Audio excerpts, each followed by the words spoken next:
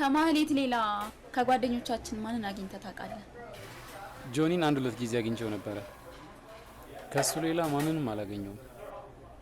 አንቺስ? እኔም ከማህሌት በቀር ማንንም አግኝቼ አላውቅም።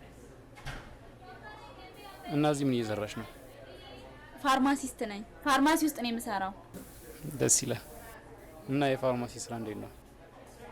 ስራው አድካሚ ነው፣ ክፍያቸው ግን በጣም አሪፍ ነው። ክፍያቸው አሪፍ ከሆነማ ምን ትፈልጊያለሽ?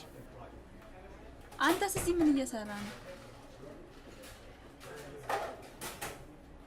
እኔ እንኳን ለኑሮም ለስራም አይደለም የመጣሁት። ዶክተርን ታውቂዋለሽ አይደል? ወንድሜን ውጭ ሀገር የሚኖረው ወንድም አይደል? አዎ እሱ ጋር ላይ ነው እባክሽ።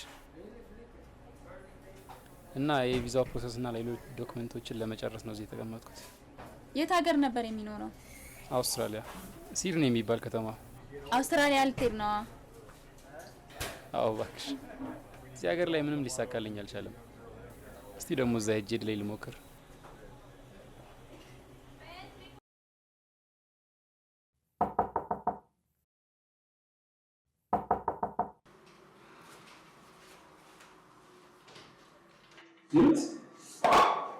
እንዴት አመሻህ?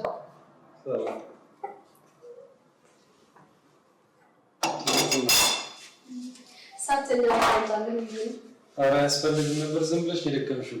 እኔ እኮ በልቼ ነበር የመጣሁት። በልቶ መብላት እኮ ነው ያለው። ካልበላህ አትቀይምም። ከምትቀየሚኝማ ይቀመጥና ቀስ ብዬ እበላዋለሁ። እሺ። ጋሽ ጥላሁንም አልመጡም እንዴ? ጥልዬ ለቅሶ ነው። የጓደኛው ሚስት አርፋለችና ጓደኛውን እያስተዛዘነ እንደውም ዛሬ እዛ ሲያድር አይቀርም። የጋሽ ጥላ ልጅ የዶክተር ጓደኛ መሆኗን ሳቅ። ጋሽ ጥላ በጣም ትልቅ ሰው መስሎኝ ነበረ። አሁን ደግሞ አንቺን ሳይሽ ወጣት ነው እንዴ ማለት ጀመርኩ። ጥልዬ የድሮ የአባቴ ስራ አለቃውና ጓደኛው ነበር። ከተወሰነ ጊዜ በኋላ አባቴ ታሞ ሞተ።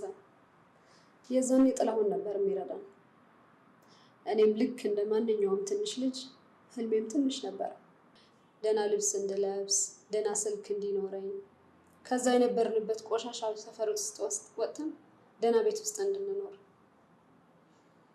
እና በትዳርሽ ደስተኛ ነሽ? ደስተኛ ሆንኩ አልሆንኩ ጥላሁንን ባላገባ ምን ይወጣኝ ነበር? እንዴትስ አሁን የምኖረው አይነት ኖሮ እኖራለሁ? ጸባዩስ እንዴት ነው? ጥሩ ነው። ትንሽ ብናወራ ደስ ይለኝ ነበር፣ ግን ጓደኛዬ ብቻ ናት። ልሂድ። እሺ፣ ለአራቱ በጣም አመሰግናለሁ። ምንም አይደል። ደህና ደር። ደህና ደሪ።